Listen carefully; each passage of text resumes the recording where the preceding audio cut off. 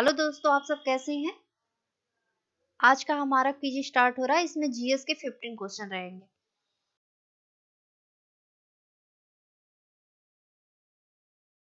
आइए क्वेश्चन देखते हैं। प्रसिद्ध कवि अमीर खुसरो दरबार में रहे। ऑप्शन देखते हैं। ए अलाउद्दीन खिलजी के, बी इल्तुतमिश के, सी मोहम्मद बिन तुगलक के, डी कुतुबुद्दीन ऐबक के। देखिए, अमीर खुसरो अलाउद्दीन के दरबार में रहे। अमीर खुसरो एकमात्र ऐसे रचनाकार थे जिन्होंने 8 सुल्तानों का शासन देखा था। इन्होंने बहुत सारी ग्रंथों की रचना की है। इन्हें हिंद का तोता कहा जाता है। तो इसका ऑप्शन सही होगा ए। आइए अगला क्वेश्चन देखते हैं। Question number 2। पानीपत का तीसरा युद्ध लड़ा गया था। ऑप्शन देखते हैं। ए हेमू तथा अकबर के बीच, बी हुमायूं तथा शेरशाह के बीच, सी मराठा तथा अहमद शाह अब्दाली के बीच, डी नादिर शाह तथा मुगलों के बीच। आइए देखते हैं। तो पानीपत का तीसरा युद्ध 1761 ईस्वी में मराठों के बीच तथा अहमद शाह अब्दाली के बीच हुआ था, जिसमें मराठे पराजित हुए।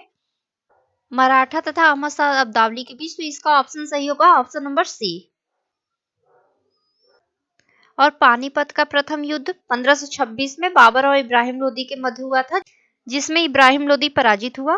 और पानीपत का द्वितीय युद्ध 1556 में हेमचंद्र और अकबर की सेना के मध्य लड़ा गया, जिसमें अकबर की सेना को विजय प्राप्त हुआ। आइए अगला क्वेश्चन देखते हैं। Question number 3।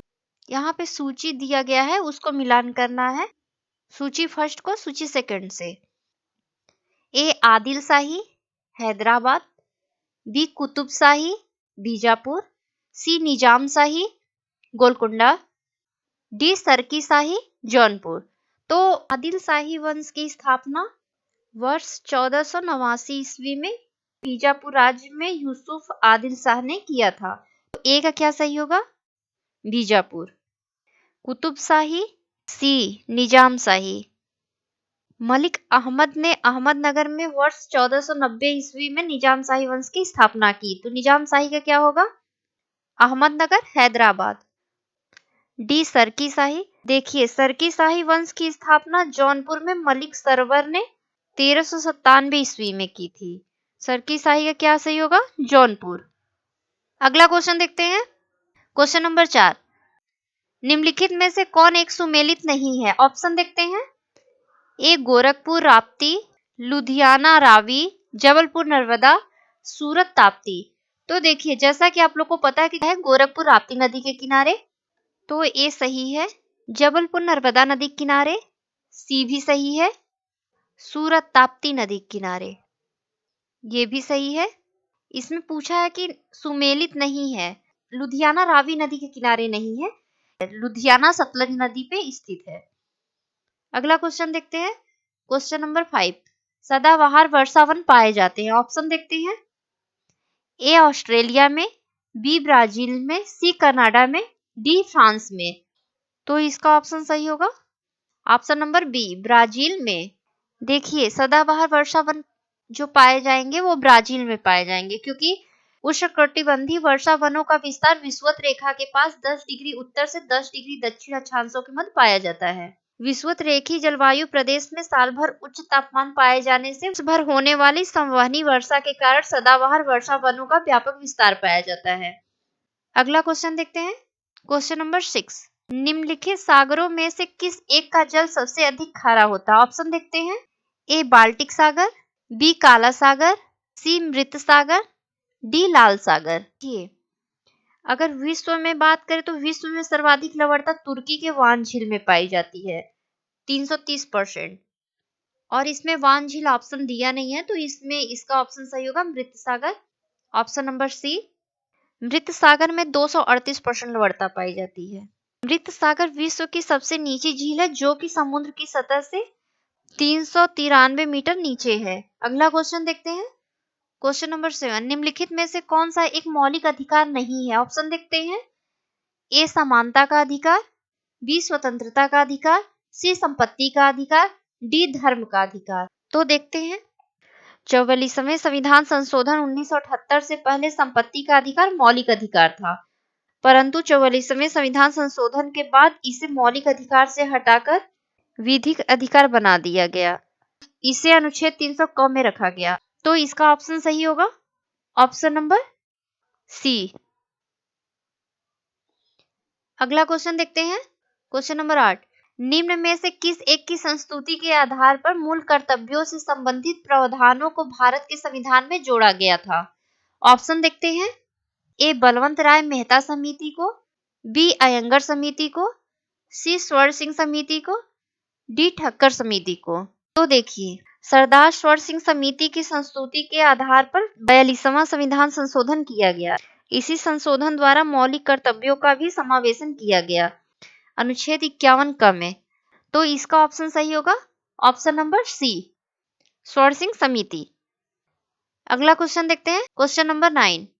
भारत के उपराष्ट्रपति निर्वाचित होते हैं। ऑप्शन देखते हैं, ए जनता द्वारा, बी निर्वाचक मंडल द्वारा जो राष्ट्रपति को निर्वाचित करता है, सी संसद के दोनों सदनों के सदस्यों द्वारा, डी राज्यों के विधान मंडलों द्वारा।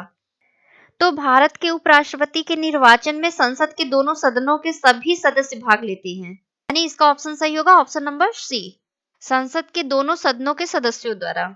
जबकि राष्ट्रपति के निर्वाचन में संसद के दोनों सदनों के निर्वाचित सदस्य तथा राज्य विधानसभाओं के निर्वाचित सदस्य भाग लेते हैं। अगला क्वेश्चन देखते हैं, क्वेश्चन नंबर 10।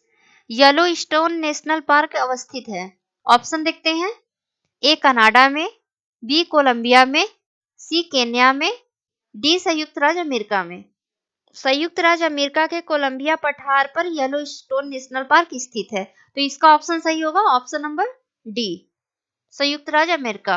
अगला क्वेश्चन देखते हैं, क्वेश्चन नंबर 11। निम्न में से किसने कहा था अच्छा शासन स्वशासन का स्थानापत्र नहीं है? ऑप्शन देखते हैं, ए लोकमान्य तिलक, बी स्वामी विवेकानंद, सी स्वामी दयानंद, डी रविन्द्रनाथ टैगोर। स्वामी दयानंद सरस्वती ने 10 अप्रैल 1875 ईस्वी में बंबई में आर्य समाज की स्थापना की, जिनका मुख्य उद्देश्य था प्राचीन वैदिक धर्म की शुद्ध रूप से स्थापना करना। स्वामी जी के आर्थिक विचारों में स्वदेशी का बहुत महत्व था। राजनीतिक क्षेत्र में वह कहते थे कि बुरे से बुरा देसी शासन, अच्छे से अच्छा विदेशी शासन से अच्छा है। तो इसका ऑप्शन सही होगा option number C, Swami Dayanand Saraswati. अगला क्वेश्चन देखते हैं, बारदोली सत्याग्रह 1928 के नेता थे। ऑप्शन देखते हैं, ए सरदार पटेल, बी विठल भाई पटेल, सी महादेव देसाई, डी महात्मा गांधी।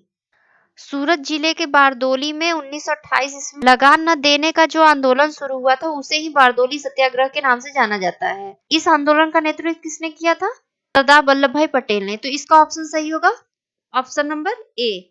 इसी आंदोलन के दौरान बारदोली की महिलाओं ने उन्हें सरदार की उपाधि दी थी। अगला क्वेश्चन देखते हैं, question number 13। British House of Commons का चुनाव लड़ने वाला प्रथम भारतीय था। ऑप्शन देखते हैं, Dadabhai Naoroji, B Gopal Krishna Gokhale, C Ramesh Chandra, D W C. Banerjee. British House of Commons का चुनाव लड़ने वाले प्रथम भारतीय डब्ल्यू.सी. बनर्जी थे। तो इसका ऑप्शन सही होगा ऑप्शन नंबर डी, परंतु वे चुनाव हार गए थे। बाद में दादा भाई नौरोजी ने 1892 में लिबरल पार्टी के टिकट पर ब्रिटिश हाउस ऑफ कॉमन्स के चुनाव लड़े थे। अगला क्वेश्चन देखते हैं, क्वेश्चन नंबर 14।